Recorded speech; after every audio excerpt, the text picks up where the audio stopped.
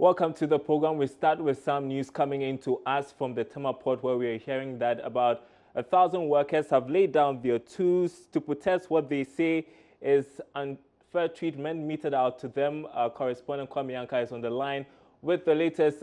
Kwame, thanks for joining us tonight. What more can you tell us? Well, Daryl, these workers are certainly not happy. They believe that there's no more to it than what just meets the eye. According to some of the workers I spoke to, but a lot is going on. It's a high time government intervened in the sense that Lene, which is a recruitment agency, did the recruiting for Chinese harbor engineering company, which is actually undertaking the expansion project at Tema Harbor for this project. But according to these workers, there's nothing like collective bargaining agreement which enables them, to more or less judge over how much is due them. So as a result, the Lene company, as it were, is taking advantage of the situation to give them what they describe as undeserving. So according to them, well, what they are hearing is that they're supposed to take, in the region of 1,000 and then beyond, but none of them gets 500, as it were, with even the risk and all that involved. So they believe that Ghana Port and Harbors Authority, together with Bolore Africa Logistics, as well as APM Terminals, these three companies make up the Meridian Port Services, which is in charge of the Tema Port expansion. Now, they would need these three companies to step in. But I have also been speaking to the Maritime and Dock Workers Union. The executives, they're very much concerned, and according to them, they are doing all that they can to ensure that if there's a need to get a union within among these workers, well, then there would be, so that they can then push for the well-being of these workers, as it were. Kwame, any word from the recruitment agency, Lane? Well, not yet, because, in fact, they have a representative, at check, that the Chinese harbor and then engineering company at the Tema Harbor, but then for anyone to speak on record, not yet. So far, what I've been able to gather is from the workers and then that of the Maritime and Dock Workers Union. For Lene, I understand there will be a meeting tomorrow. That's what the workers made me understand, as well as from the Dock Workers end, that there will be a joint meeting about all the stakeholders as far as the port expansion is concerned. So they will then meet tomorrow around 10 a.m. to discuss about these concerns being raised by the workers. All right, Kwame, just a quick one before you go. 1,000 workers, that's huge. What has been the impact on operations at the port? Well, the port expansion is more or less by 2019, I understand, would have made some progress, as it were. It's in two phases. So by 2019, they would have been more than the first phase, and then can even start operations or the ports coming to be in the expansion, as it were. They would have gotten that in terms of percentage of work and all that. So if they are going to start laying down their tools over their wages and other forms of treatment, then definitely the deadline could be affected. All right. Thanks very much, Kwame Yanka, bringing us up to speed on developments at the Tema port, where we're hearing that about 1,000 workers have laid down their tools, protesting unfair treatment being meted to them by recruitment agency Lane. We are moving on now. Government is to institute a new approach in dealing with issues of unfair trade practices and dumping of goods into Ghana. This is part of recommendations to all members of the World Trade Organization to check challenges raised by various stakeholders in trading among member countries.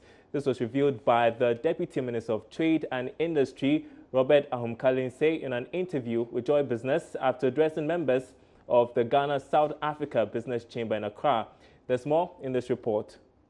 The worry of many Kenyan traders about Ghana being used as a dumping grounds for substandard goods will soon be a thing of the past. This is as a result of government's move to constitute an institution known as the International Trade Tariff Commission with the mandate of checking such unfair trade practices against the country. Deputy Trade and Industry Minister Robert Ahom-Kalinti, in an interview after addressing business leaders at the Power Breakfast meeting held in Accra, noted the commission will be inaugurated before the end of this month. Set up under WTO rules to address areas where anti-competitive practices are being done. So this commission is an independent entity whose function it is to listen to complaints from the private sector. But let's be clear what those complaints are. So if people are dumping things or they are engaging in things that are anti-competitive, we'll look at that. And that is different from, for instance, some of the challenges the garment and textiles industry are facing, where people are just basically pirating their products. Those require enforcement of the laws, and we will do that with the various entities. But the International Tariff Commission focus is to try within WTO rules to ensure that where we see sustained practices that are anti-competitive and basically are sponsored, it can address it. He further assures members of the Ghana South African Business Chapter of government support in growing their businesses. Ashley Ricks is the president of the Ghana South Africa Business Chamber. I think, trade between Ghana and South Africa has always been very good, and it continues to be good. Obviously, we're still seeing the majority of, if you sort of take petroleum out of the equation, because obviously that's a big export that Ghana sends to South Africa from time to time. You take that out of the equation, the trade balance is obviously in South Africa's favour. But as the Minister said today, that's something that they're looking at readdressing by putting the factories here, by having a look at what sort of raw materials, what sort of things we can produce in Ghana to export, automobiles, pharmaceuticals, to increase the export of Ghana and probably readdress that trade imbalance between Ghana and South Africa. This year's Power Breakfast meeting was used as a platform to discuss key businesses concerns between Ghana and South Africa. All right, we are moving on now. And inflation for the month of March has dropped to 12.8% as compared with a rate of 13.2% recorded in February this year. According to the Statistical Service, non-food inflation for the same month recorded 15.6% as compared to 16.4% recorded in February this year. Deputy Government Statistician Bawade, who announced this, explained the activities in the transport and education sector was a contributory factor to the rates. The year-on-year inflation rate, as measured by the Consumer Price Index (CPI), stood at 12.8% in March 2017, down by 0.4 percentage points from the 13.2% recorded in February 2017. This rate is a change in the CPI over the 12-month period from March 2016 to March 2017. Dr. Bawade is the acting government statistician. Were attributed mainly to declines in transport, basically to non-food inflation. Non-food inflation went down, and the key non-food subgroups that recorded falls include transport, then health, education, and I think recreation and health. But between February and March, you haven't seen any much change in these sectors that you mentioned. So it's quite surprising that we are having them being the contributory factor to this rate. It's because of the method that we use in computing the inflation rate. These are year-on-year inflation rates. So we are comparing prices in this year's March to prices in March 2016. On the regional differentials, Greater Accra, Ashanti and Bonahafo regions recorded rates higher than the national average. Price is a function of what? Demand and supply. I think the demand and the propensity to spend is higher in these regions. So there's so much propensity to spend in Accra. Exactly, I think so. Okay. Maybe we have to do a study to firm it, but that is my guess.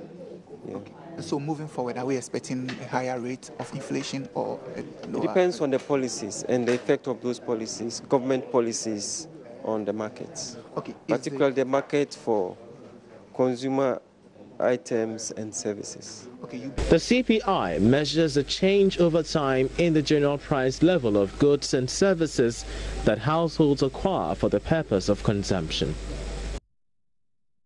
Let's now speak with economist Courage Marty to explore the impact on the economy and businesses. Thanks for your time, Courage. First, your assessment of the downward trend is a third consecutive. What does this really mean? Well, it means a positive inflation outlook. It means that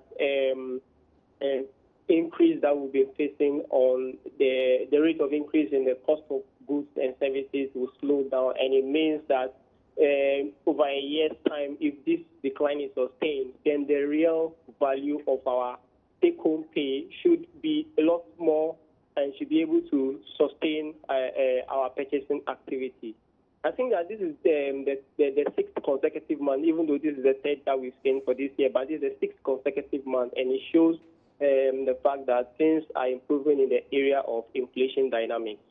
So what's going to be the impact on businesses really and the economy? Well, it's a positive one because when inflation comes down, inflation is a risk to capital.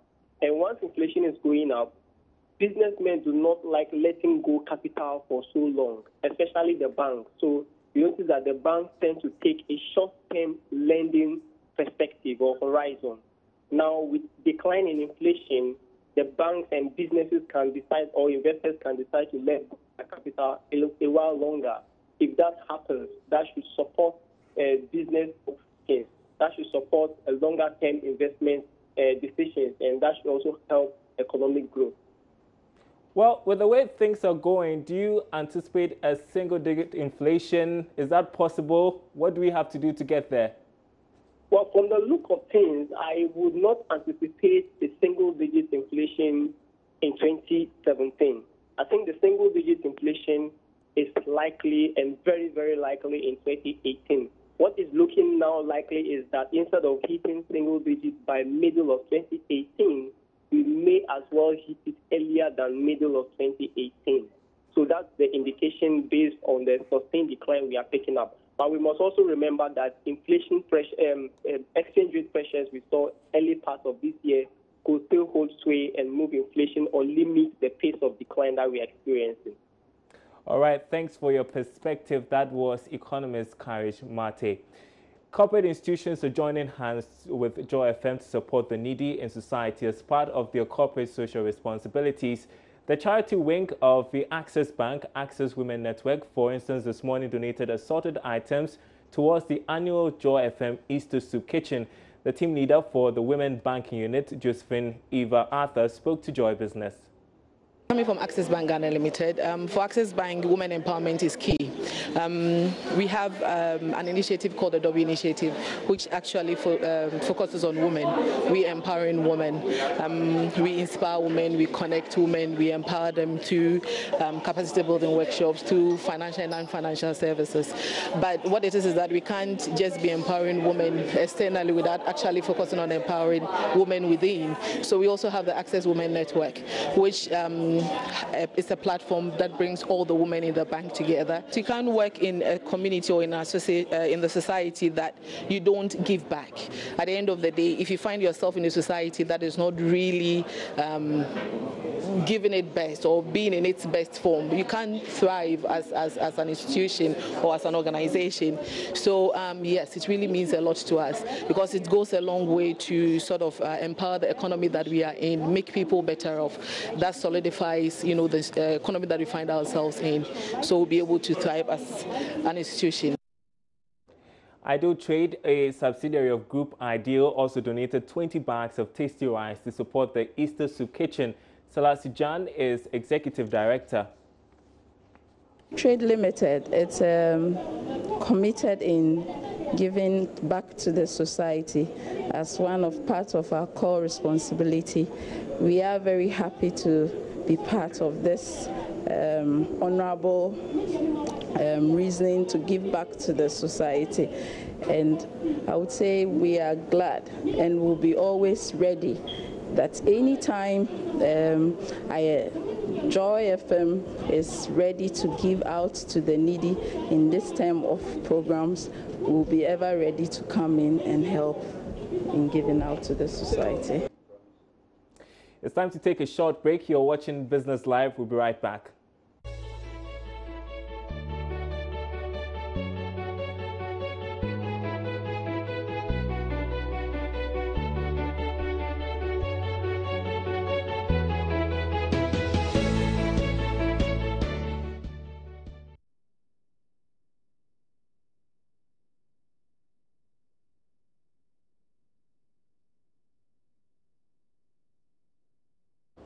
Welcome back to the program. Time now for the Joy Business Van, and entrepreneur Joshua Tete is inspiring eco-friendliness by recycling dry coconuts into useful household items and gift packages, to mention but a few.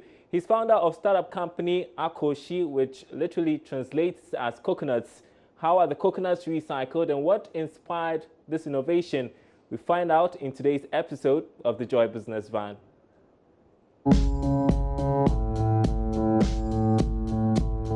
Joshua Tete walks me to his backyard. So, this is your backyard? Yes. Where all the production takes place? Yes, please. Joshua was introduced to the idea of recycling dry coconuts by his brother. He was already into carpentry, managing his father's sawmill. Fascinated by the idea, Joshua decided to give it a try, and that's how Akoshi started. This is what gets transformed into that. Yes. How is it done? Okay, so after we get the coconuts from the market, we bring it here and we cut it. After the cutting, we scoop the meat out. And with this, I suppose? Yes. It's okay. Yes. Okay. And then after cutting, we bring it to the shop for sanding, and it gets transformed into the various products you see here. Joshua takes delivery of the raw materials from Bojos in the central region, about 1,000 dry coconuts a week. That's how huge the market is. Money savers, deco pieces, jewelry boxes, gift packages are just about a few of the stuff the coconuts are recycled into. After the coconuts are carved and sanding is done, the items are taken to a shop.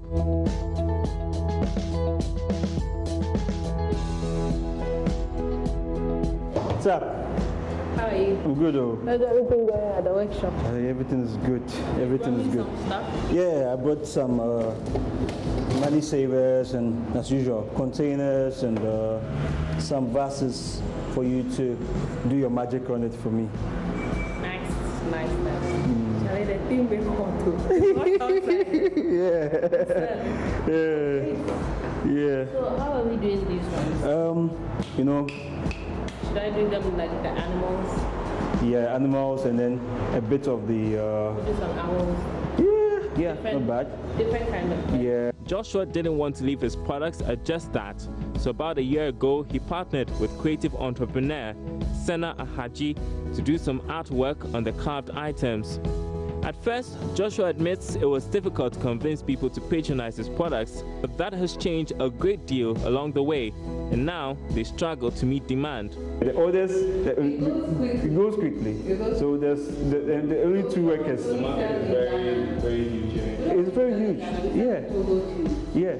Togo, Germany. There's a restaurant in Germany that's ordered from us, and there's the client here in Ghana. He takes it to Germany every time. The pride for Akoshi is being able to promote an eco-friendly lifestyle and adding value to millions of dry coconuts, as Sena explains. Product development is very important to us, and we are constantly also discussing our work with other artists who also very kindly, generously give us, constructive criticism, I would say, or some tips on how to, construct this better, or color schemes or concepts, so we can also be more innovative and playful.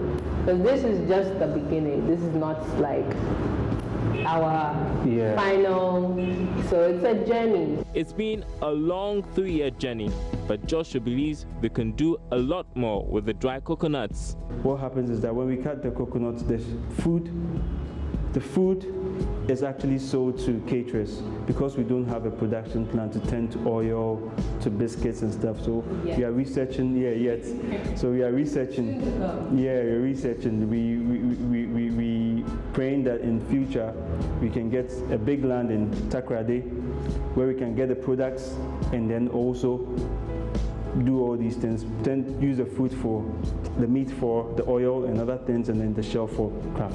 While Joshua hopes to expand his market to other countries, he also desires to teach this craft in schools.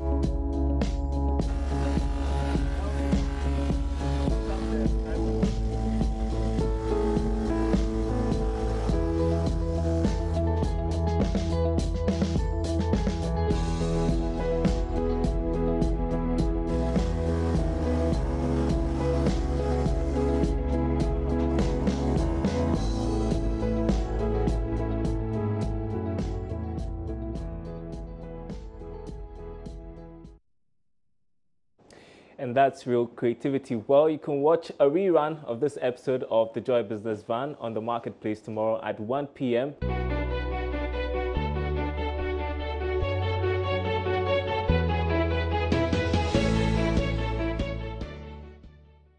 We are bringing you our interview of the day now, and the Ghana Interbank Payment and Settlement System, GIPS, says it plans to complete work to fully integrate mobile money transactions across telcos in 6 months. This was after the organization was given the green light to start managing the platform for the process. The Bank of Ghana had earlier argued it settled on SIPTIN because of capacity and funding issues with GIPS. Chief Executive of GIPS, Achihese, tells Joy Business the plan now is to ensure they meet the target.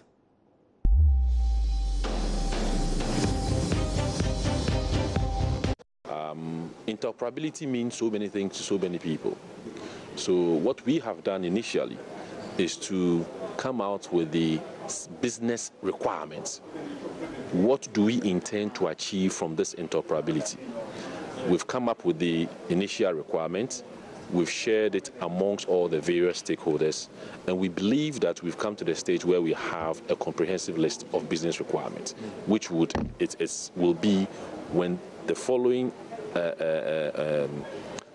deliverables have been achieved, then we have full interoperability in the country. We've all agreed on that, and we are going to now start working on the technical side. There's another team that will be working on the pricing side. There's another team too that will be working on the legal side, and so on and so forth. So we have started indeed.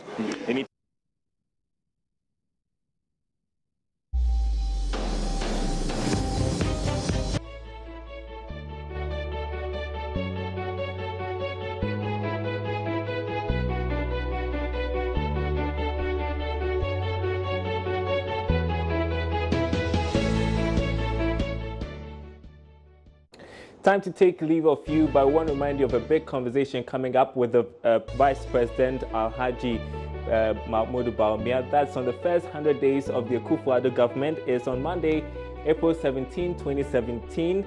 And he'll be speaking or looking at the progress the Akufo-Addo government has made and in delivering their campaign promises. You can pick up a ticket here at Joy FM, Joy News as well. You'd have the tickets, and it's going to be on radio, TV, online, and on ground. You don't want to miss this. It's brought to you by Holy Insecticide Spray and Quell.